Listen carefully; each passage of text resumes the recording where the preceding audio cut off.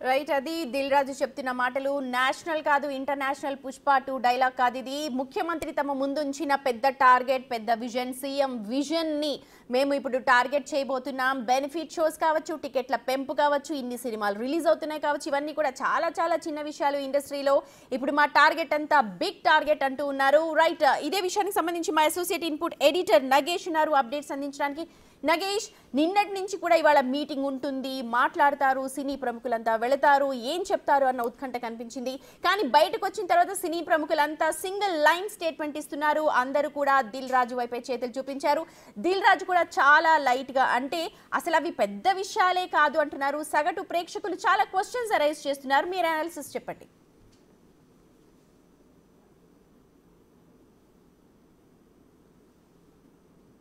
Benefit షోలకు సంబంధించి కరాఖండిగా ముఖ్యమంత్రి అసెంబ్లీలో చెప్పాడు దానికి సంబంధించిన పర్మిషన్ అయితే లేదనేది ఇప్పటికి వరకు అయితే ఇట్లా కంటిన్యూ అవుతుంది అంటే బెనిఫిట్ షోకి సంబంధించిన ప్రస్తావన కూడా మీటింగ్లో లేదు ఎందుకంటే కేవలం అల్లు అర్జున్కి సంబంధించిన సంధ్యా థియేటర్ వ్యవహారం అవుతుందో ఆ వ్యవహారానికి సంబంధించి ఓవరాల్గా సినీ ప్రముఖులు అటెండ్ అయ్యారు రేవంత్ రెడ్డి ముందు లేకుంటే వాళ్ళు కూడా ఈ మీటింగ్కు అటెండ్ అయ్యే వాళ్ళు కాదు కానీ రేవంత్ రెడ్డి దగ్గర అటెండ్ అయిన తర్వాత రేవంత్ రెడ్డి సినీ ప్రముఖులకు తనదైన శైలిలో గట్టిగానే చెప్పారు ఎందుకంటే అల్లు అర్జున్ రానా రామ్ చరణ్ లాంటి వాళ్ళు కూడా తన ముందే ఎదిగారు వాళ్ళందరూ సూపర్ స్టార్లు అవ్వడం కూడా గర్వకారణం అని చెప్పుకొచ్చారు వాళ్ళందరూ మా ముందే పెరిగి సూపర్ స్టార్లు అయ్యారు అది చాలా గొప్ప విషయం అని కూడా అన్నారు అంటే ఒకరి మీద ద్వేషం ఒకరి మీద ప్రేమ అంటూ ఇటువంటి ఏం లేదు ఎవరి మీద కూడా కోపం లేదని చెప్పుకొచ్చారు చట్ట ప్రకారమే నడుచుకుంటాం ఖచ్చితంగా అంటే అల్లు అర్జున్ విషయంలో చట్టం ఏం చేయాలో అది చేసింది కేవలం అల్లు అర్జున్ టార్గెట్ చేయాలి రానానో ఇంకోరినో చేయాలనే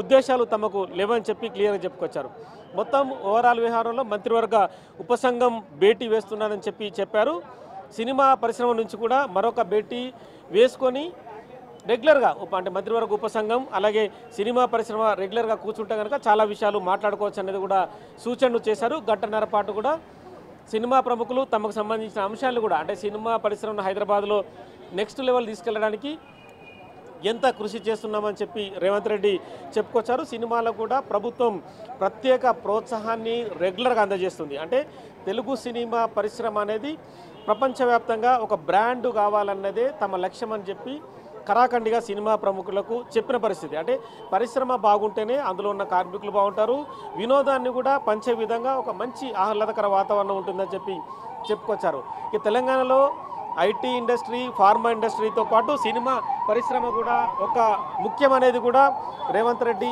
తన మీటింగ్లో చెప్పుకొచ్చారు ఎందుకంటే తెలంగాణలో అవార్డులు ఇవ్వడం లేదని తెలిసి గద్దర్ అవార్డు అనేది కూడా మళ్ళీ ప్రస్తావనకు వచ్చింది మనం ఇంతకుముందే చెప్పుకున్నాం గద్దర్ అవార్డు గురించి సినిమా పరిశ్రమ వాళ్ళు ఇప్పటికి కూడా చర్చించడం లేదు చాలామంది గద్దరు పేరు పెట్టడం వాళ్ళకి నచ్చిందో లేదో తెలియదు కానీ మొత్తానికైతే మళ్ళీ రేవంత్ రెడ్డి తన మీటింగ్లో మళ్ళీ ఉద్ఘాటించారు ఎందుకంటే గద్దరు అవార్డును ఏర్పాటు చేయడమే చాలా ఇంపార్టెంట్ విషయం ఎందుకంటే తెలంగాణ ప్రత్యేక రాష్ట్రం అనేది ఏ లెవెల్లో ఏర్పాటైంది వ్యక్తులు ఎవరు దాని వెనుక కృషి ఉన్నదెవరు అనేది కూడా వాళ్ళకు తెలియజేశారు అంటే ప్రభుత్వము సినిమా పరిశ్రమకు అనుసంధానకర్తగా ఉండేందుకు దిల్ రాజును కూడా ఎఫ్డిసి చైర్మన్గా నియమించామనేది వాళ్ళందరికీ చెప్పుకొచ్చారు ఎందుకంటే పరిశ్రమ కూడా ఒక కమిటీని ఏర్పాటు చేసుకొని వాళ్ళ వైపు ఏమైనా తప్పులు ఉన్నాయా ఒప్పులు ఉన్నాయా లేకుంటే ఎటువంటి ఇష్యూస్ జరుగుతున్నాయి సినిమాలు విడుదలయ్యేటప్పుడు ఏం జరుగుతుందన్న విషయాన్ని కూడా వాళ్ళు గమనించుకోవాలని చెప్పి వాళ్ళకి చెప్పుకొచ్చారు తెలంగాణలో ఎక్కడైనా షూటింగ్ చేసుకొని హైదరాబాద్కు 2 గంటల్లో వచ్చే విధంగా రోడ్లు ఉన్నాయి వాళ్ళకి సంబంధించిన అనుగుణంగా వ్యవహారాలు ఉన్నాయని చెప్పుకొచ్చారు ఎందుకంటే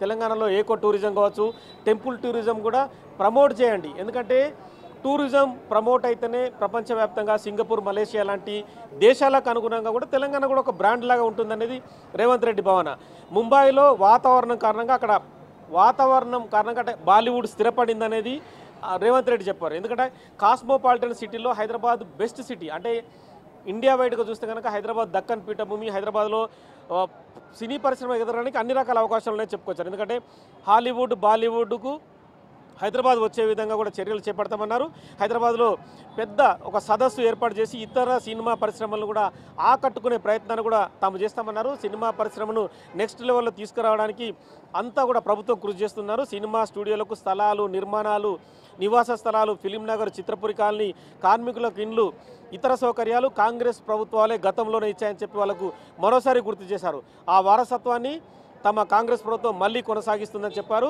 ముఖ్యమంత్రిగా చట్టాన్ని అమలు చేసే బాధ్యత నా పైన ఉంది కాబట్టి చేశాము, వ్యక్తిగత ఇష్టాలు ఇక్కడ ముఖ్యం కాదని చెప్పుకొచ్చారు. తెలుగు సినిమా పరిశ్రమ తెలుగుకే పరిమితం కాకుండా భాషల నిర్మాణానికి అంతా కలిసి అభివృద్ధి చేయాలని చెప్పారు.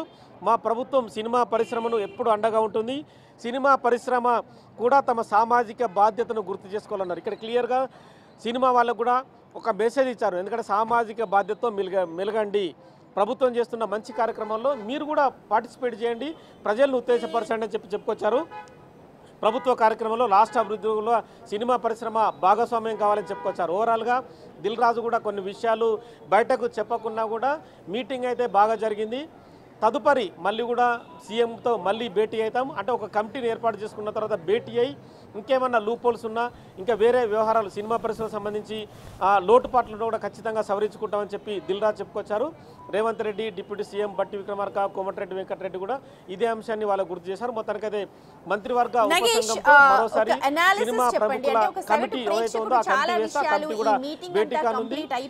అడుగుతూ ఉన్నాడు బెనిఫిట్స్ దిల్ రాజు చెప్పినట్టు ఇతర ప్రముఖులు బయటకు వచ్చి మాట్లాడుతున్నట్టు అంటే లోపల నర్మగర్భంగా కొన్ని విషయాలు మాట్లాడినప్పటికీ బయటకు ఎవరు చెప్పట్లేదు అన్న ఒక సెన్స్ అయితే చూస్తున్న ప్రతి ఒక్కరికి తెలుస్తోంది.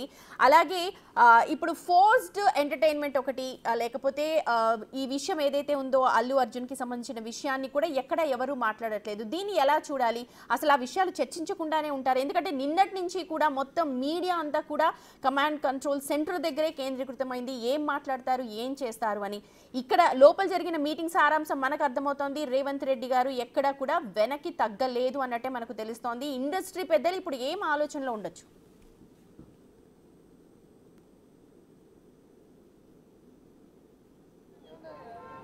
అంటే ఇక్కడ రెండు విషయాలు, అంటే ఎవరిపైన కోపం లేదు, ఎవరిపైన ద్వేషం లేదనే ఒక రెండు పాయింట్లలో మనం అర్థం చేసుకోవచ్చు. అంటే అల్లు అర్జున్ విషయం ప్రస్తావనకు వచ్చినా కూడా చట్టం ఏదైతే చేసిందో ఆ చట్టం తన పని తాను చేసుకోపోతున్నారు. ఆల్రెడీ చట్ట ప్రకారం అల్లు అర్జున్ అరెస్ట్ అయ్యాడు, జైలుకు వెళ్ళాడు, ఒక నైట్ ఉన్నాడు, మళ్ళీ బయటకు వచ్చాడు, రెండోసారి కూడా విచారణకు హాజరయ్యాడు.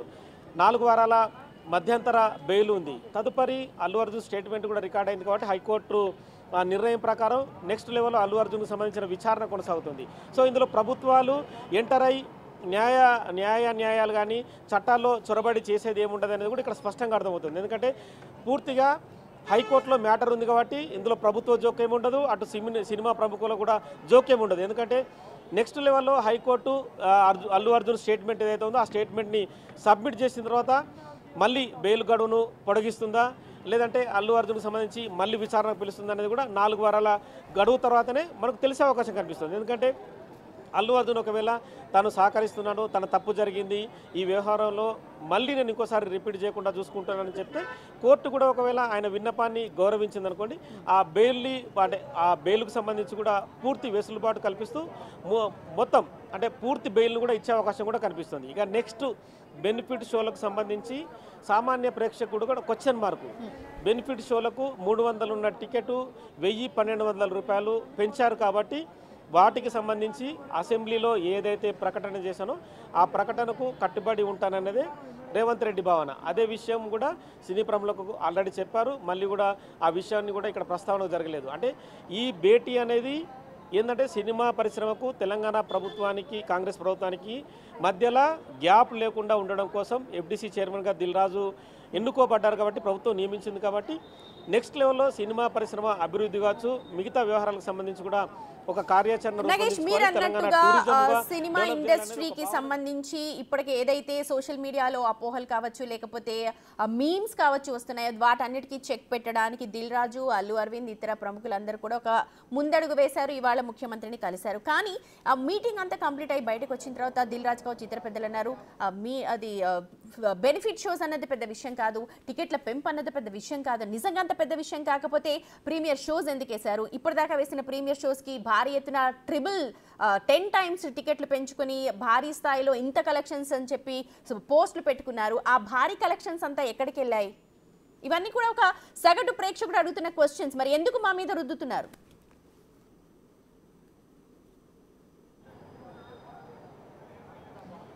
ఇక్కడ రెండు విషయాలు, అంటే బెనిఫిట్ షోకు సంబంధించి ఖచ్చితంగా పర్మిషన్లు లేవని ముఖ్యమంత్రి చెప్పారు. అంటే రెండో విషయం కూడా టికెట్ల రేట్లకు సంబంధించి కూడా ప్రస్తుతానికి ప్రభుత్వం నుంచి ఎలాంటి అనుమతి లేదు.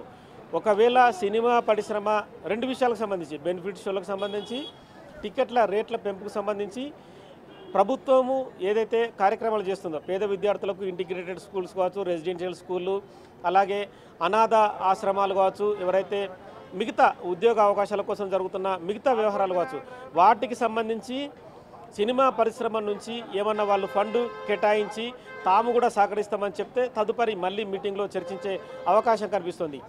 ఇప్పుడు ఈ మీటింగ్కు సంబంధించి మాత్రం ఈ రెండు నిర్ణయాలకు సంబంధించి ఎలాంటి వెసులుబాటు అయితే సినిమా పరిశ్రమకు ఇవ్వలేదు. సంక్రాంతికి భారీ సినిమాలు విడుదలైనా కూడా బెనిఫిట్ షోలు వేసుకునే అవకాశం లేదు. రెండు టికెట్లు రేట్లు పెంచుకునే అవకాశాన్ని కూడా ప్రస్తుతం అయితే ప్రభుత్వం కల్పించలేదు. అంటే నిన్నటికి నిన్న మొన్న కూడా నాగవంశి లాంటి నిర్మాతలు కూడా మాట్లాడారు. ఎందుకంటే బెనిఫిట్ షోని అలాగే టికెట్ల రేట్లు పెంచుకోవడం కోసం కూడా ముఖ్యమంత్రి గారిని రిక్వెస్ట్ చేస్తాం మీటింగ్లో అన్నారు. కానీ ఇవన్నీ కూడా ప్రస్తావనకైతే రాలేదు. ఎందుకంటే అసెంబ్లీ వేదికనే స్వయంగా ముఖ్యమంత్రి ప్రకటించారు కాబట్టి మళ్ళీ అంటే ఒక 2-3 మీటింగ్ల తర్వాత సినిమా పరిశ్రమ ఏం చేయదలుచుకుంది, తెలంగాణ కాంగ్రెస్ ప్రభుత్వం ఏం చెప్పదలుచుకుంది, ఇద్దరి మధ్య అవగాహన కుదిరితే కనుక అది కూడా అంటే ఒక సాటిస్ఫై చేసే విధంగా కమిటీని ఏర్పాటు చేసి తదుపరి నిర్ణయాలు తీసుకునే అవకాశం కనిపిస్తుంది. ఇప్పటికిప్పుడైతే ఈ నిర్ణయాల్లో మార్పు లేదని చెప్పచ్చు. ఎందుకంటే ఈ నిర్ణయాలు కూడా మళ్ళీ సగటు ప్రేక్షకుని ఒక క్వశ్చన్ మార్కు అంటే సేమ్ ప్రభుత్వం అలాగే ఉంది, పరిశ్రమ అలాగే ఉందన్న మళ్ళీ వ్యతిరేక భావాన్ని కూడా సగటు ప్రేక్షకుల్లో ఖచ్చితంగా కలుగుతుంది. ప్రస్తుతానికైతే ఈ నిర్ణయాలపైన ముఖ్యమంత్రి అయితే ఎటువంటి సానుకూల స్పందన సినీ పరిశ్రమకు తెలియజేయలేదు. సినీ పరిశ్రమకైతే వెసులుబాటు కల్పిస్తున్నట్టుగా వాళ్ళనేదో వచ్చి కలిశారు కమాండ్ కంట్రోల్ రూమ్లో, వాళ్ళని ఉత్సాహపరచడం కోసం సినీ పరిశ్రమ తెలంగాణ ప్రభుత్వాన్ని ఏదో నడిపిస్తుందన్న భావన మాత్రం ఇప్పటికైతే ముఖ్యమంత్రి రేవంత్ రెడ్డి ఆ మీటింగ్లో కల్పించనని కూడా ముందే కరాఖండిగా చెప్పారు. కాబట్టి దానికే కట్టుబడి ఉన్నారు. అంటే నెక్స్ట్ లెవెల్లో మంత్రివర్గ ఉపసంఘం ఏర్పాటు, తెలంగాణ సినిమా పరిశ్రమకు సంబంధించి కూడా ఒక కమిటీ ఏర్పాటు జరిగి వీళ్ళేం చేయదలుచుకున్నారు వాళ్ళేం చేయదలుచుకున్నారన్న మీటింగు జరిగి తదుపరి కార్యక్రమాలు ప్రభుత్వానికి అనుగుణంగా పరిశ్రమ ఎలా ముందుకు పోతుంది, ప్రభుత్వం కూడా పరిశ్రమకు ఏం చేయదలుచుకుందన్న అవగాహన ఏర్పడతా కనుక మళ్ళీ తదుపరి మీటింగ్లో అంటే నెల పడుతుందా 2 నెలలు పడుతుందా అని కూడా ఆ తదుపరి మీటింగ్లో నిర్ణయం తీసుకునే అవకాశం ఉంది. Right Nagesh, thank you so much. మొత్తానికి అది సీఎం ముఖ్యమంత్రి రేవంత్ రెడ్డితో ఇవాళ సినీ ప్రముఖులు జరిపిన భేటీలోని మొత్తం సారాంశం ఏంటంటే నేషనల్ కాదు ఇంటర్నేషనల్ లెవెల్లో టాలీవుడ్ని తీసుకెళ్లాలి, ఆ టార్గెట్ మా ముందు పెట్టారు, ఆ దిశగా మేము అడుగులు వేస్తాం, కమిటీ వేసుకుంటాం, దాని మీద చర్చించామంటున్నారు. అలాగే దిల్ రాజు చెప్పిన మాటలు కూడా బెనిఫిట్ షోలు టికెట్ల రేట్ల పెంపు అన్నది చాలా చిన్న విషయాలు అన్నారు. ఇక ముఖ్యమంత్రి రేవంత్ రెడ్డి మాత్రం చాలా గట్టిగానే బెనిఫిట్ షోస్ ఇకపై ఉండవన్నారు, టికెట్ల పెంపు కూడా ఉండదన్నారు. అలాగే పర్సనల్గా తనకు ఎటువంటి గ్రడ్జ్ లేదని, ఎవరి మీద కూడా గ్రడ్జ్ లేదన్నారు. చట్టానికి తాను లోబడి ఉన్నానని, ముఖ్యమంత్రిగా చట్టాలను గౌరవించాల్సిన అవసరం ఉంది కాబట్టి చట్టం తన పని తాను చేసుకుపోతుంది, ఒక ముఖ్యమంత్రిగా చేయాల్సిన పనులు నేను చేయాల్సి ఉందన్నారు. ఈ నేపథ్యంలోనే సినీ ఇండస్ట్రీకి కూడా కొన్ని సూచనలు చేశారు. సామాజిక బాధ్యతతో సినీ ఇండస్ట్రీ మెలగాలన్నారు. ఇక హీరోలకు కూడా చురకలంటించారు. రియల్ లైఫ్లో కాదు రియల్ లైఫ్లో కూడా హీరోలుగా మెలగాల్సిన అవసరం ఉంది అని గుర్తు చేస్తున్నారు.